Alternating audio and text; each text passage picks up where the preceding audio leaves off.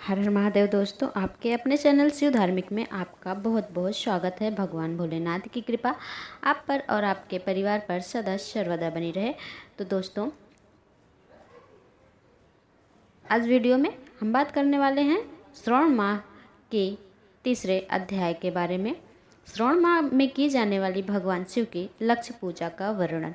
सन्नत कुमार बोले, हे भगवान, आपने श्रवण मास को संक्षिप्त वर्णन किया है। हे स्वामीन, इससे हमारी तृप्ति नहीं हो रही है, अतः आप कृपया करके विस्तार से वर्णन करें, जिसे सुनकर हे सुरेश्वर मैं कृताकृत्य हो जाऊं।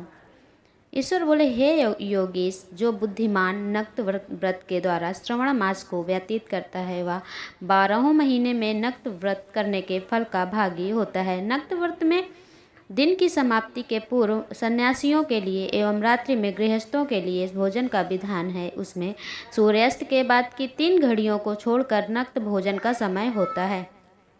नक्त भोजन का समय होता है। सूर्य के अस्त होने के पश्चात 3 घड़ी संध्या काल होता है। संध्या वेला में मैथुन, निद्रा और चौथा स्वाध्याय, इन चारों कर्मों का त्याग कर देना चाहिए। गृहस्थ और यति के भेद से उनकी व्यवस्था के विषय में मुझसे सुनिए। सूर्य के मंद पड़ जाने पर जब अपनी छाया अपने शरीर से दुगनी हो जाए, उस समय के भोजन को यति के लिए नक्त भोजन कहा जा गया है।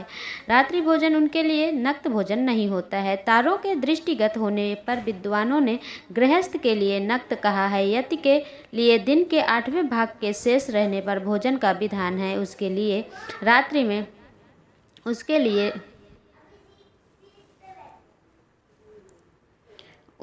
रात्रि में भोजन को निषेध किया गया है। गृहस्थ को चाहिए कि वह विधि पूर्वक रात्रि में नक्त भोजन करे और यदि विधवा तथा विधुर व्यक्ति सूर्य के रहते नक्त व्रत करें।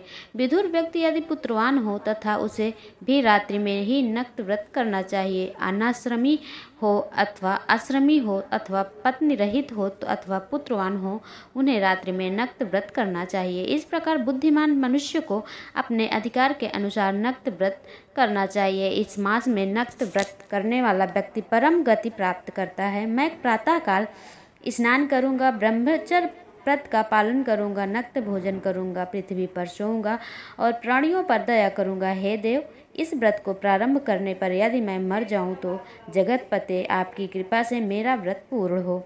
ऐसा संकल्प करके बुद्धिमान व्यक्ति को श्रावण मास में प्रतिदिन नक्त व्रत का पालन करना चाहिए। इस प्रकार नक्त व्रत करने वाला मुझे अत्यंत प्रिय होता है। ब्राह्मण के द्वारा अथवा स्वयं ही अतिरुद्ध, महारुद्र अथवा रुद्र मंत्र से महीने भर प्रतिदिन अभिषेक करना चाहिए। हे वत्स, मैं उस व्यक्ति पर प्रसन्न हो जाता हूँ क्योंकि मैं जलधारा के अत्यंत प्रीति रखने वाला हूँ। अथवा रुद्र मंत्र के द्वारा मेरे लिए अत्यंत प्रीतिकर होम प्रतिदिन करना चाहिए। अपने लिए जो भी भोज्य पदार्थ अथवा सुखोभोग की वस्तु अति प्रिय हो, संकल्प करके उन्हें श्रेष्ठ ब्राह्मण को प्रदान करके स्वयं महीने भर उन पदार्थों का त्याग करना चाहिए। हे मुने, अब इसके बाद उत्तम लक्ष्य पूजा विधि के सुनिए। लक्ष्मी चाहने वाले अथवा शांति की इच्छा वाले मनुष्य को लक्ष्य बेलपत्रों या लक्ष्य दुर्वा दलों से शिव की पूजा करनी चाहिए। आयु की कामना करने वाले को चंपा के लक्ष्य पुष्पों का तथा विद्या चाहने वाले व्यक्ति को मल्लिका या चमेली के लक्ष्य पुष्पों से श्री हरि की पूजा करनी चाहिए। शिव तथा विष्णु को प्रसन्नता तुलसी के दलों से सिद्ध होती है। पुत्र की कामना करने वाले को कटेरी के दलों से शिव तथा विष्णु का पूजन करना चाहिए। बुरे स्वप्न की शांति के लिए धान्य से पूजन करना प्रशस्त होता है। देव के समक्ष निर्मित किए गए रंगवल्ली आदि से विभिन्न रंगों से रचित पद्य, स्वास्तिक और चंद्र चक्र आदि से प्रभु की पूजा करनी चाहिए। इस प्रकार सभी मनोरथों की सिद्धि के लिए सभी प्रकार के पुष्पों से यदि मनुष्य लक्ष्य पूजा करे तो शिव जी प्रसन्न होंगे। तत्पश्चात उद्यापन करना चाहिए, मंडप निर्माण करना चाहिए और मंडप के त्रिभाग परिमाण में वेदिका बनानी चाहिए। तदनंतर पुण्य वाचन करके आचार्य का वरण करना चाहिए और उस मंडप में प्रविष्ट होकर गीत तथा वाद्य के शब्दों और तीव्र वेद ध्वनि से रात्रि में जागरण करना चाहिए। वेदिका के ऊपर उत्तम लिंगतो भद्र बनाना चाहिए। उसके बाद बीच में चावल से सुंदर कैलाश का निर्माण करना चाहिए। उसके ऊपर तांबे का अत्यंत चमकीला तथा पंच पल्लव युक्त कलश स्थापित करना चाहिए और उसे रेशमी वस्त्र से वशिष्ट कर देना चाहिए। उसके ऊपर पार्वती पति शिव की सुवर्णमय प्रतिमा स्थापित करनी चाहिए। तत्पश्चात पंचामृत पूर्वक धूप दीप तथा नैवेद्य से उस प्रतिमा की पूजा करनी चाहिए और गीत वाद्य नृत्य तथा वेद शास्त्र आदि पुराणों के पाठों के द्वारा रात्रि में जागरण करना चाहिए। इसके बाद प्रातःकाल भली भांति स्नान करके पवित्र हो जाना चाहिए और अपनी शाखा में निर्दिष्ट विधान के अनुसार वेद का निर्माण करना चाहिए। तत्पश्चात मूल मंत्र से या गायत्री मंत्र से शिव की सहस्त्र नामों के द्वारा तिल या घृत मिश्रित खीर से होम कराना चाहिए अथवा जिस मंत्र से पूजा की है उसी से होम करके पूर्ण आहुति देनी चाहिए।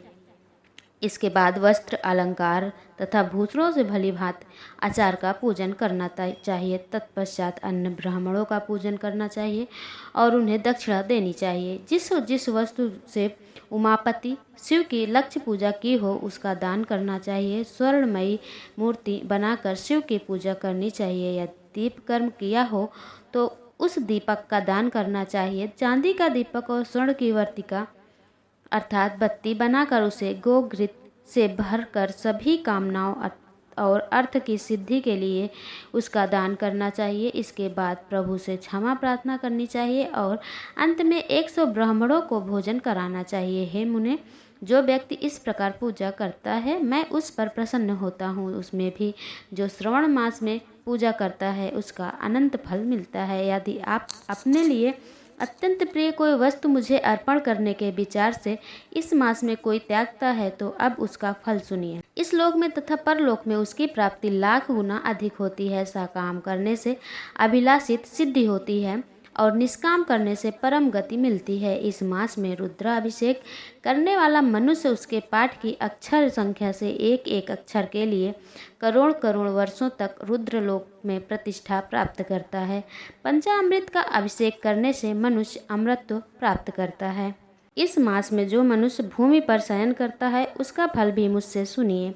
हे द्विजश्रेष्ठ, वह मनुष्य 9 प्रकार के रत्नों से जड़ी हुई सुंदर वस्त्र से आच्छादित, बिछे हुए कोमल गद्दे से सुशोभित, देश तकियों से युक्त, स्त्रियों से विभूषित, रत्न निर्मित दीपों से मंडित तथा अत्यंत मृदु और गरुड़ाकार प्रलाव मणि निर्मित अथवा हाथी दांत की बनी हुई अथवा चंदन की बनी हुई उत्तम तथा शुभ शैया पर करता है। इस मास में ब्रह्मचर्य का पालन करने से वीर की दृढ़ पुष्टि होती है। ओज बल, शरीर की दृढ़ता और जो भी धर्म के विषय में उपकारक होते हैं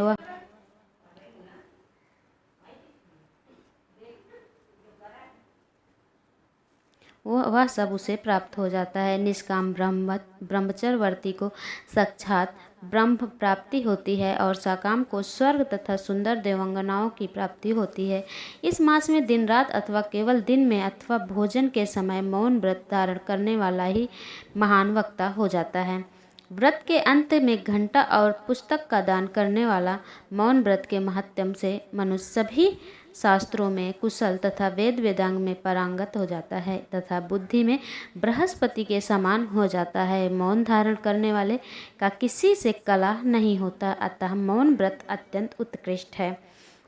इस प्रकार श्री स्कंद पुराण के अंतर्गत ईश्वर सनत कुमार संवाद में श्रवण मास का महत्व में से नक्त व्रत, लक्ष्य पूजा, भूमि शयन, मौन व्रत कथन नामक 3रा अध्याय पूर्ण हुआ।